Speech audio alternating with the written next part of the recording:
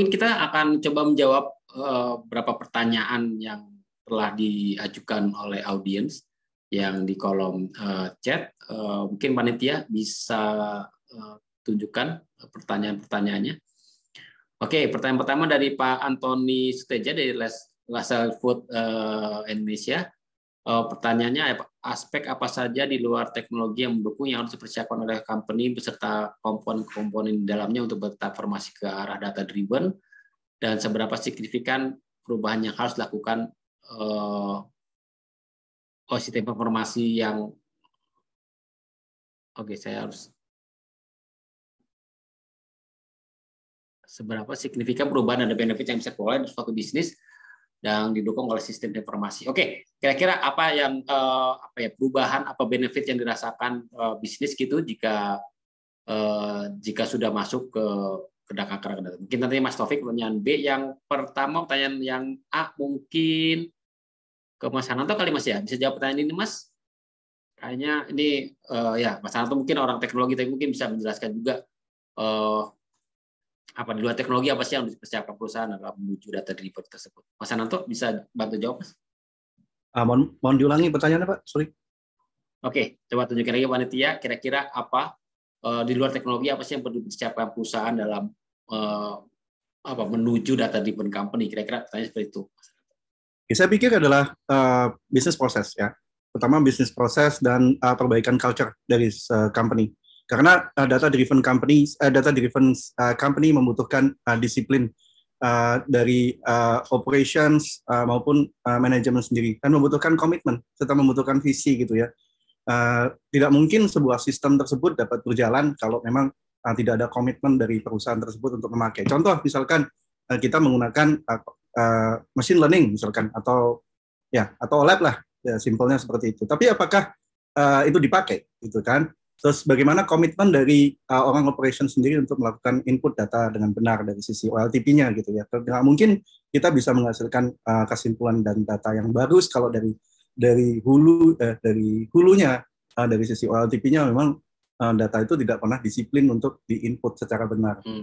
Saya pikir dari persiapannya panjang banget, bukan hanya dari sisi teknologi, tapi dari sisi perbaikan dari sisi bisnis proses maupun SOP maupun culture dari perusahaan tersebut. Ya, berarti memang tetap ya teknologi, people, proses dan teknologi itu ya yang harus ditata gitu ya. Mungkin di webinar kita lebih banyak ngomongin database atau teknologinya gitu, tapi mungkin tetap harus bagaimanapun teknologi juga harus didukung dengan proses dan juga people-nya gitu ya. Mungkin kita bisa bahas di webinar berikutnya gitu ketika kita ngebahas soal proses dan teknologi, proses dan people. Oke, mungkin tadi pertanyaan kedua dari sebentar, saya harus cek lagi pertanyaannya. Coba tunjukin lagi panitia slide yang pertanyaan pertama. Kira-kira apa sih manfaat yang dirasakan gitu setelah menggunakan setelah memiliki framework atau pola berpikir data driven? Mungkin dari Mas Taufik, Mas? Ya, kira-kira itu pertanyaan itu, Mas. Benefitnya seperti apa sih, Mas? Karena harus manajemen, harus memastikan manajemen meyakinkan manajemen gitu, memang harus ke arah sana. Silakan, Mas. Tidak bisa dipungkiri sih, memang sejak tahun 2010 itu kita menyadari kalau data itu sebagai minyak, kalau kata orangnya, data is a new oil gitu kan, atau sumber, kita gampangnya nyebutnya itu sebagai sumber pendapatan yang baru gitu kan. Dan memang bisnis telekomunikasi juga kan sekarang semakin stagnan, voice, SMS kayak gitu kan, tapi penggunaan internet semakin tinggi gitu kan. Dari sana muncullah peluang sebenarnya bagi manajemen kita untuk membuka new service atau service baru atau bisnis baru dengan memanfaatkan atau memaksimalkan data yang kita punya. Nah, data yang kita punya inilah yang bisa kita generate untuk sebagai sumber pendapatan yang baru. Dan memang tadi ada pertanyaannya terkait sistem informasi konvensional gitu kan, manajemen yang merasa cukup dan lain-lain gitu kan. Tapi menurut kita memang sebagai bentuk digital transformasi atau misalnya transformasi digital yang sering digaungkan oleh beberapa perusahaan besar gitu kan. Ya kita sebaiknya sih ikut juga untuk bertransformasi untuk menggunakan data ini sebagai sumber pendapatan yang baru. Karena itu juga selain bisa mencetak revenue atau pendapatan baru bagi perusahaan gitu kan, dan itu juga bisa bisnisnya masih selalu berkembang sampai 10 atau 20 tahun ke depan gitu kan. Dan itu dan oleh sebab itu kita juga harus mempersiapkan dari sekarang untuk update teknologinya, terus memperbesar use case bisnis yang menggunakan data tersebut, dan meleverage data-data dan mengumpulkan data yang kita butuhkan supaya bisa tergenerate revenue dari penggunaan data tersebut sih. Ya kurang lebih sih mungkin yang itu kita juga perlu meyakinkan ya manajemen kita memang ya ini sangat signifikan gitu kan untuk pendapatan atau pendapatan yang baru lah gitu kan, kayak gitu sih mungkin. Oke. Berarti kalau dari pengalaman Telkomsel itu ya dari revenue stream yang baru gitu ya setelah data. Karena kalau nggak salah data itu juga bisa diakses ke pihak ketiga ya, dan ada kayak fee-nya gitu ya Mas. Ada kerjasamanya seperti itu kan ya. Ya, ada beberapa service ya yang kita bisa service untuk ke pihak ketiga gitu kan. Salah satunya misalnya perusahaan bank, misalnya perusahaan bank itu kita pengen dapetin profil pelanggan yang kriteria usia sekian-sekian, gendernya sekian, pendapatan sekian-sekian, dan itu akan diprospek atau di follow up sama bank tersebut nantinya gitu kan. Tapi tentunya yang kita jual pun bukan gelondongan data ada alamat, nama lengkap, nggak seperti itu yang harus dipahami semua gitu kan. Yang kita kirimkan adalah memang bentuk insight dengan mempertimbangkan data protection policy yang kita terapkan gitu kan, gitu Pak. Jadi ada cluster customer yang juga yang bisa dimanfaatkan kira-kira gitu Mas ya. Jadi nggak spesifik ke per orang gitu kan ya, per individu gitu ya. Betul. Oke, sip. Oke, pertanyaan tadi dari Pak Antoni sudah dijawab. Terima kasih Pak Antoni atas pertanyaannya. Mungkin kita geser ke pertanyaan kedua.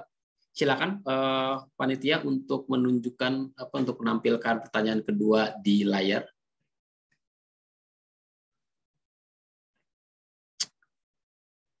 Oke, sebentar, ada salah teknis sedikit untuk pertanyaan kedua. Kayaknya sebentar ya, saya cari dulu keduanya. Yang Pak Fredrik ya, kalau nggak salah ya. Oke, dari Pak Fredrik kepada Pak Taufik nih Pak, kan Telkomsel memiliki memiliki jumlah pelanggan yang sangat besar gitu ya. Lalu apa aja tuh parameter atau mungkin apa aja sih insight yang bisa diambil gitu, insight apa yang bisa diambil sehingga yang berguna untuk decision making gitu. Bisa gambarkan mungkin nggak Mas Taufik, apa aja sih yang bisa diambil dari data customer Telkomsel sedemikian banyak itu? Ya, sesuai dengan tadi ya, kita ada 173 customer subscriber dan sekitar 245.000 BTS. Tentunya di sana di setiap customer atau di setiap daerah transaksi customer itu bisa melakukan transaksi, misalnya isi pulsa, recharge, beli paket dan lain-lain sebagainya gitu kan. Dan dari sana kita bisa dapat insight dari demografi itu ya. Misalnya kita bisa menentukan di daerah sekian kita bisa memberikan promo khusus daerah Mataram misalnya, atau khusus untuk ketika ada event khusus di MotoGP Mandalika misalnya, kita bisa melakukan selling atau campaign untuk di sana. Dan itu karena kita bisa mengenal kebiasaan customer atau interaksi customer, sehingga kita bisa memanfaatkan data-data itu buat sebagai peluang yang baru gitu kan. Dan itu yang use case-nya selalu kita kembangkan gitu kan. Bahkan sebenarnya produk kita sendiri kadang berbeda-beda per orang. misalnya di tempat saya ada promo A, ternyata di nomor yang lain nggak ada, karena memang kita sudah punya semakin rajin loyal terhadap Telkomsel, sering rajin isi pulsa, beli paket dan lain, kita sering melakukan banyak promo gitu kan. Jadi kita men-treatment orang yang memberikan revenue kepada kita gitu. Dan untuk yang pelanggan yang lain pun kadang kita kasih beberapa promo yang menarik, makanya kadang setiap seminggu sekali atau sebulan sekali kita bisa melakukan promo surprise deal atau promo-promo khusus lah gitu kan.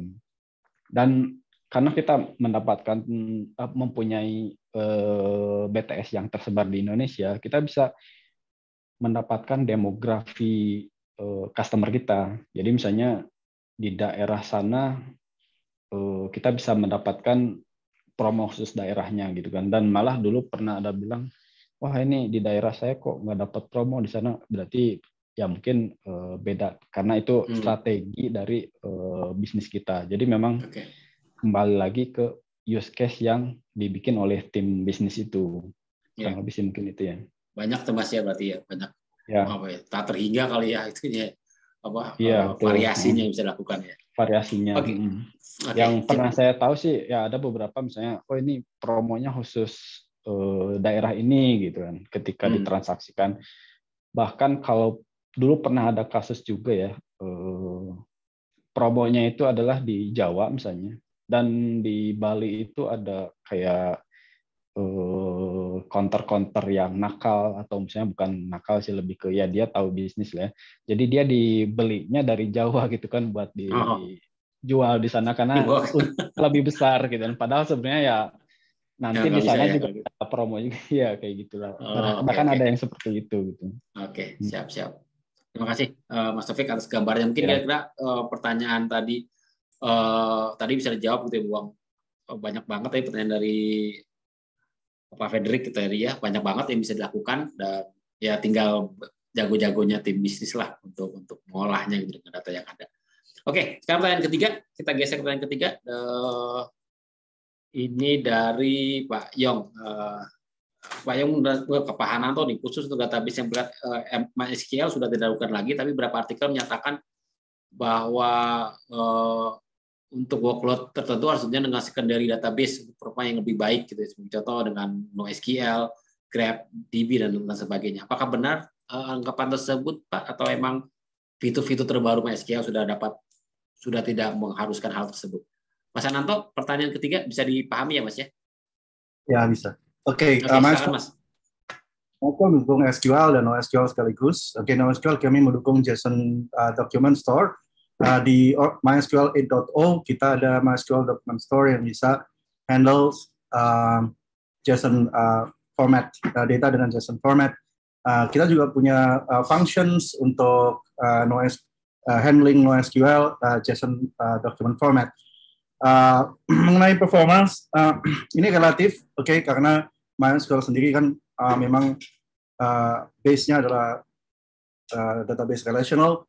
Kalau memang menggunakan document store, tentu saja ada penurunan terhadap data, penurunan terhadap performance. Karena performance tersebut ada semacam conversions dari NoSQL functions ke SQL. Oke, berarti memang ada beberapa workload ada membutuhkan database backup-nya Mas ya? Atau secondary database? Memang kita ada logical backup, ada physical level backup ya. Kalau logical backup kita bisa menggunakan MySQL Shell dan instance, dan untuk physical backup kita menggunakan MySQL Enterprise Backup. Kalau itu tidak masalah. Kalau masalah backup, Oke, sorry. Secondary database tadi, apakah yang tetap dibutuhkan itu di beberapa workload atau gimana? Tergantung SLA-nya ya. Jadi nggak semuanya kita harus hantam pakai replication, dan semuanya harus hantam pakai group applications ataupun InnoDB cluster dengan redundancies database. Tapi tergantung. Kalau kita punya mission critical, otomatis dengan SLA yang tinggi, misalnya 99.99% system high availability SLA, dan kita mesti harus pakai InnoDB clusters misalkan. Tapi kalau memang non-mission critical, ya pakai aja standalone backup restores dengan menggunakan Masquerade Backup atau apa. Karena yang namanya architecture itu tergantung dari requirements itu macam-macam. Nah, nggak ada architecture itu benar atau salah, harus begini, harus begitu. Okay. Sesuai kebutuhan berarti Mas ya? Sesuai kebutuhan, sesuai dengan budget, sesuai dengan cost. Nggak mesti top knock. Nggak ada silver bullet gitu ya untuk semua kepentingan satu peluru, nggak mungkin ya Mas ya? Ya, nah itulah uniknya kalau kita berbicara mengenai arsitektur, memang uniknya adalah bagaimana mencari sweet spot antara cost dengan solution yang bisa handle solve kita punya problems. Ya. Oke, sip. Terima kasih Mas Ananto. Semoga untuk Pak Yung menjawab pertanyaan tadi Pak ya, tentang apakah dibutuhkan secondary database untuk performa yang lebih baik. Oke, sekarang pertanyaan ke nomor keempat nih, pertanyaan Mas Septiono Kurniawan, untuk Mas Rudi nih.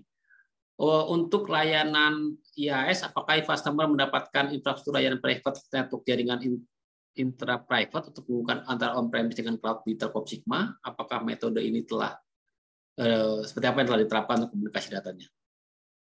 Oke, Mas Rudi, pertanyaannya sudah dipahami Mas ya. Pertanyaan pertama mungkin, apakah customer mendapatkan infrastruktur layanan private network itu yang menghubungkan antara on-premise dari perusahaan ke Telkom Sigma gitu kalau yang menggunakan solusi MySQL ini atau solusi yang lain deh.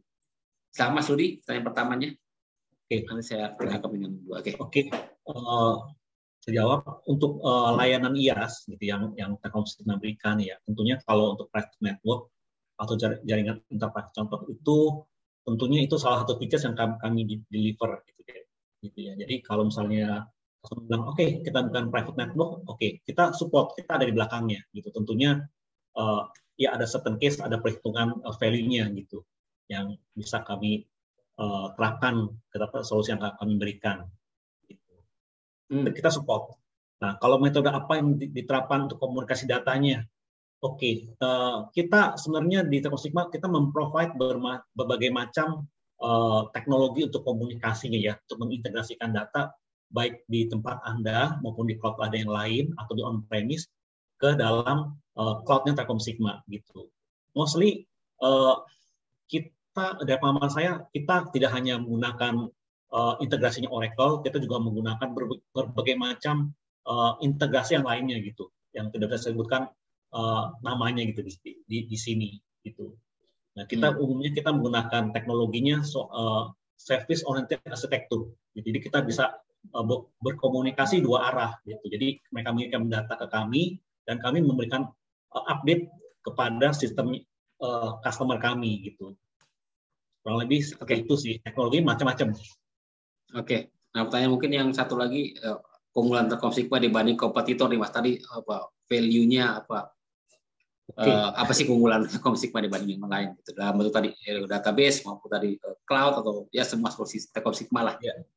Oke, keunggulannya ya karena jelas ya, karena Telkom Sigma ini sebagai anak perusahaan Telkom gitu ya, kita bisa memberikan end-to-end solution gitu. Beda dengan komputer lain, mungkin hanya solusi aplikasi dengan IaaS-nya doang, tapi kami bisa memberikan end-to-end solution mulai dari networking, jaringannya, data center-nya gitu ya, termasuk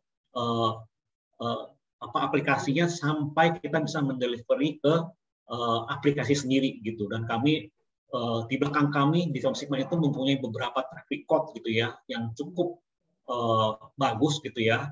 Kami membangun aplikasi dan banyak dipakai oleh publik masyarakat umum dan making banking gitu. Itu pengalaman kami gitu ya. Jadi kami tidak hanya pengalaman yang hanya dibangun dari setahun 2 tahun gitu, tapi kita membangunnya itu sejak dari 20 tahun yang lalu gitu. Kita sudah berpengalaman gitu, dan itu semua kami bisa menceritakannya kepada customer begitu.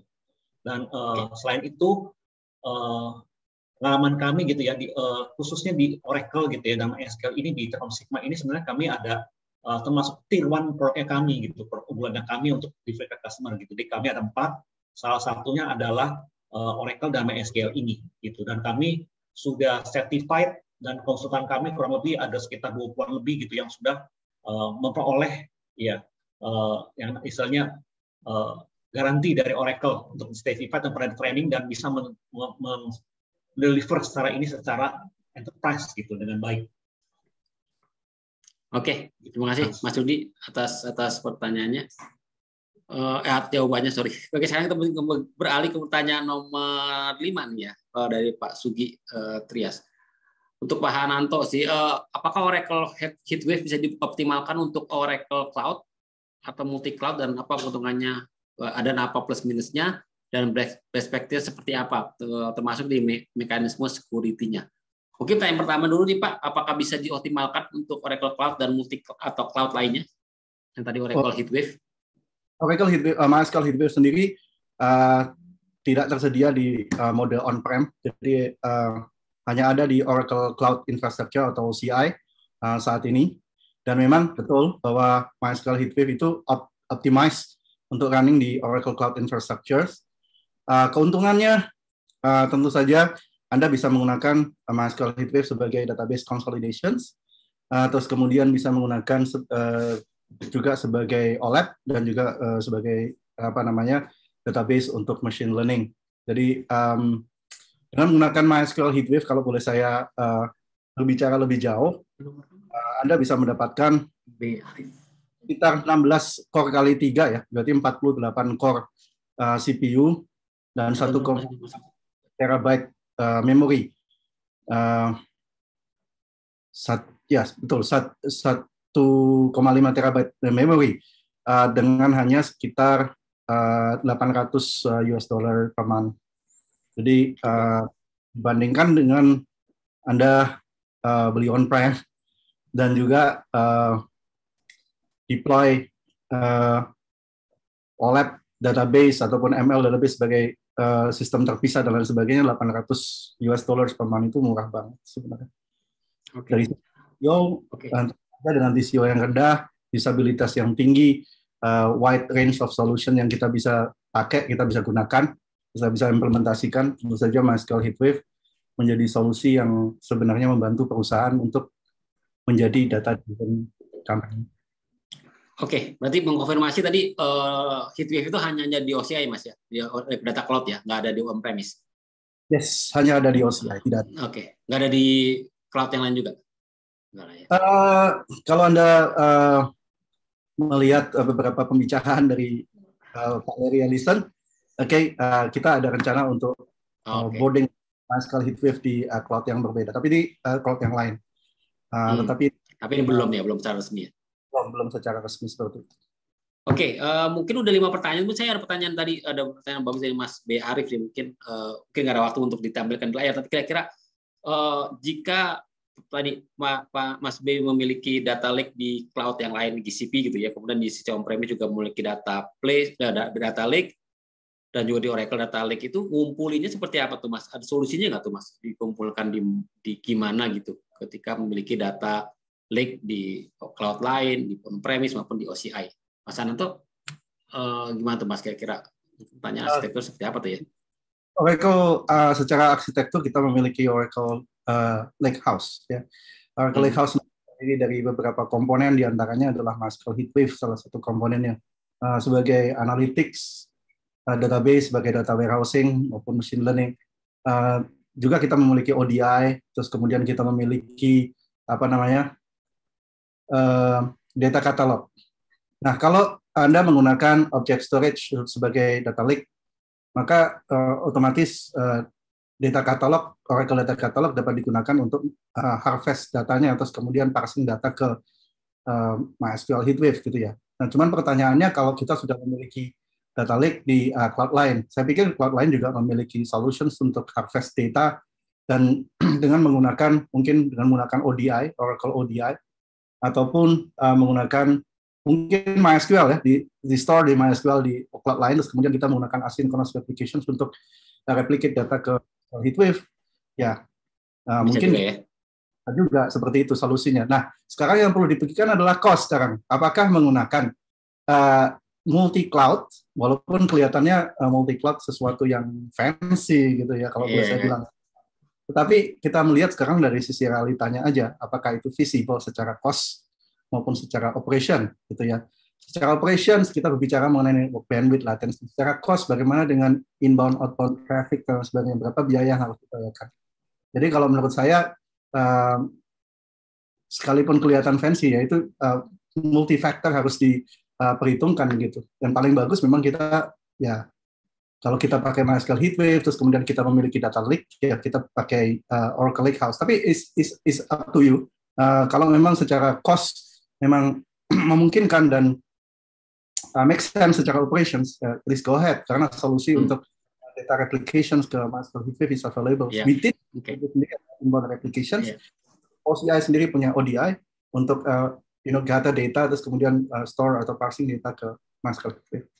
Ya, intinya bisa Mas ya, cuman mungkin harus ditelah lebih lanjut gitu, efisien atau enggak, cost efektif atau enggak gitu ya. Secara operasional juga nanti ribet atau enggak, kira-kira gitu ya Mas ya.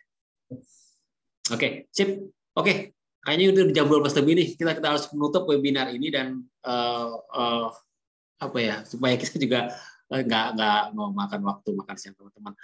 Kita akan mungkin sebelum menutup ini saya akan meminta teman-teman untuk memberikan teman panelis untuk memberikan apa ya closing statement gitu ya, mungkin tips atau saran bagi perusahaan dalam memilih apa database yang tepat dalam jadi menjadi data driven company. Mungkin 1 menit cukup gitu untuk Mas Taufik. Silakan dulu Mas, dimulai Mas. Kira-kira sarannya Bu Mas? Ya, untuk pemilihan database ya ada beberapa yang harus kita sesuaikan, inline-kan dengan bisnis dan kebutuhan sih. Yang pertama itu. Terus yang kedua juga mungkin arsitektur itu tidak selalu harus saklek produk A gitu kan. Nah itu kita ada beberapa banyak.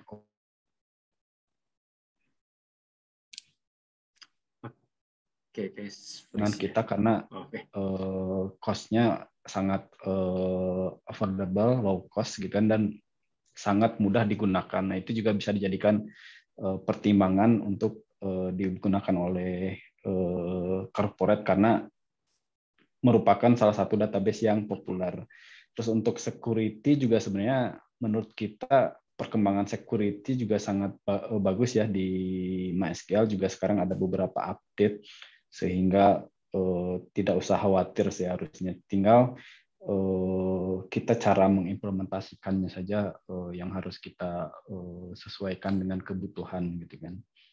Kurang lebih itu sih mungkin saya. Terima kasih Mas Taufik. Mas Ranto, kesimpulannya Mas, apa Mas? Sarannya lah, sarannya. Ya, saya pikir sekarang innovative companies kita melihat aja seperti Facebook, Twitter, LinkedIn, all innovative companies relies on open source ya. Open source yang saat ini bukan open source seperti 10 atau 15 tahun yang lalu, di mana saat ini plenty resources available in the market. Terus kemudian feature dari open source sudah mendekati atau sama dengan commercial database ya. Kalau kita bicara tentang database. Terus lalu kalau untuk pemilihan platforms, kalau Anda melakukan selections ya, tentu saja kita perlu melihat track record daripada platform tersebut. Kalau pilihlah biasanya ya kecenderungannya adalah memilih yang market share-nya paling gede, adoption rate-nya paling gede dan paling populer. Dan di situ Anda tidak akan pernah salah gitu dalam untuk memilih. Ya. Kalau salah juga bareng-bareng berarti Mas ya. Karena banyak yang pakai. Oke. Kira-kira gitu. Ya, kalau salah juga bareng-bareng, kesasar bareng-bareng. Oke, untuk Mas Rudi, Mas, kesimpulannya yang bisa ya saran lah bagi perusahaan dalam membangun jadi data-driven company. Baik, terima kasih.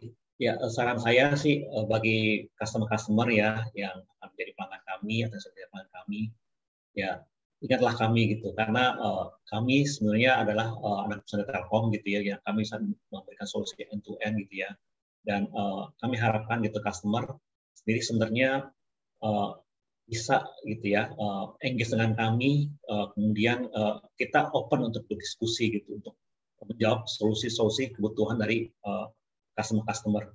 Gitu. Jadi kami tidak tertutup gitu ya untuk membicarakan hal-hal yang hanya dari SQL gitu, tapi kita juga membicarakan end-to-end gitu, baik dari platform sendiri, dari aplikasinya, kemudian sampai ke dari software sampai ke aplikasinya. Gitu. Kalian bisa kontak ke kami kapanpun gitu, dan kami siap dari tim kami untuk mendeliver tim kami untuk meng-follow up kebutuhan bapak-bapak itu kapanpun dan dimanapun gitu. Kami banyak sekali expert di dalam Telkom Sigma gitu. Oke, kurang lebih seperti itu Mas. Oke, terima kasih Mas Rudi, terima kasih Mas Taufik, Mas Ananto atas waktunya. Terima kasih Mas atas sharing yang telah dilakukan di webinar kali ini. Semoga itu dapat memberikan audiens perspektif gitu atau gambaran lebih baik tentang database, tentang MySQL, dan juga bagaimana membangun fondasi yang kuat gitu ya menuju data driven company sehingga bisa bersaing di masa depan. Saya juga ingin memberikan kesimpulan singkat dari webinar ini dengan menjawab 3 pertanyaan yang tadi kami ajukan di awal. Namun sebelum saya memberikan kesimpulan tersebut, mungkin bisa minta tolong sekali lagi untuk memberikan feedback, mengisi feedback form dengan mengisi form yang linknya bisa dilihat di kolom chat dan juga ditampilkan di layar QR code-nya, silakan disorot dan isi feedback web tersebut sehingga kita bisa memberikan webinar lebih baik, konten yang lebih baik di masa depan. Oke, 3 pertanyaan tadi yang kami tanyakan di awal kan tadi kan bisakah Anda gambarkan, bisakah kita menggambarkan peluang dalam mengapa perusahaan menjadi data driven company. Tadi Mas Taufik mungkin udah memberikan gambaran gitu ya bagaimana data itu dapat digunakan untuk membuat layanan baru bagi bisnis dan mendapatkan revenue stream yang baru dan juga dapat mempercepat inovasi gitu ya, karena kita bisa tahu hal-hal yang mungkin kasat mata tidak terlihat, tapi ketika data setelah diolah dan dianalisa tuh kita bisa mendapatkan insight baru atau inovasi baru gitu ya. Dan tantangannya seperti apa sih ya, itu tadi ada komitmen dan disiplin dalam pengelolaan dan penggunaan data, dan juga harus ada mungkin bisnis proses yang perlu ditata gitu ya, dan juga data dari sini itu juga akan tersebar gitu ya, kadang-kadang berbagai dari data stream yang berbeda sehingga memang harus ada cara untuk bagaimana kita membuat single source of data gitu. Itu mungkin beberapa tantangan yang bisa harus diantisipasi. Yang kedua tadi, mengapa pemilihan database menjadi penting dalam perjalanan menuju data driven company gitu ya, karena solusi database yang baik itu akan memiliki fitur-fitur yang memudahkan dan menyederhanakan proses policy making berdasarkan data. Saya memudahkan pengguna data science dalam mengambil data, dalam mengotomatisasi proses, dan juga memberikan intelligent insight gitu. Tadi mungkin Mas Hanato sudah memberikan gambaran lengkap gitu ya, apa sih yang dibutuhkan dari sebuah database sehingga memudahkan dalam implementasi AI ke depan gitu ya. Dan bagaimana sekian dapat kebutuhan tersebut tadi kalau kita lihat tadi bisa terbukti bisa lebih efisien dari sisi biaya, scalable, mendukung modern apps, dan juga banyak otomatisasi, dan juga mendukung insight berbasis AI dan machine learning juga aman. Itulah kesimpulan singkat, agak panjang tapi demikian kesimpulan singkat dari yang bisa saya berikan. Semoga bisa memberikan perspektif baru bagi Anda semua dalam perjalanan menuju data driven company. Nanti konten yang lebih dalam bisa dilihat di infokomputer.com. Kita akan coba memperdalam kesimpulan dari acara ini. Oke, dan juga memang ada pertanyaan lebih lanjut mengenai MySQL, silakan kontak Mas Hananto atau Mas Rudi yang itu saja dengan senang hati akan membantu Anda. Oke, tadi saya berjanji 5 pertanyaan menarik, 5 pertanyaan terbaik akan mendapatkan hadiah. Inilah yang berhak mendapatkan hadiah tersebut. Silakan tampilkan di layar. Oke, terima kasih kepada Pak Antoni, terima kasih Pak Fredrik, Pak Yong, Pak Setiono, juga Pak Sugi atas pertanyaan-pertanyaan yang keren-keren. Nanti kami akan mengirimkan kenang-kenangan atau memberikan hadiah kepada Anda dari panitia. Oke, saya cukup sekian. Mohon maaf waktunya agak memakan waktu makan siang Anda. Terima kasih kepada Oracle dan Teknologi Sigma yang telah mempercayakan Info Komputer untuk membantu atau berpartisipasi di acara ini. Dan semoga kita bisa memberikan insight-insight lebih menarik di masa depan gitu ya, dengan webinar-webinar lainnya. Dan karena tadi saya buka dengan pantun, saya akan tutup webinar ini dengan pantun galau saya lainnya. Jika kita memang tak mungkin bersama, semoga Abang cepat dapat pengganti Dinda. Sampai jumpa pada webinar berikutnya. Semoga kita selalu sehat dan bahagia. Terima kasih. Wassalamualaikum warahmatullahi wabarakatuh. Selamat siang. Terima kasih.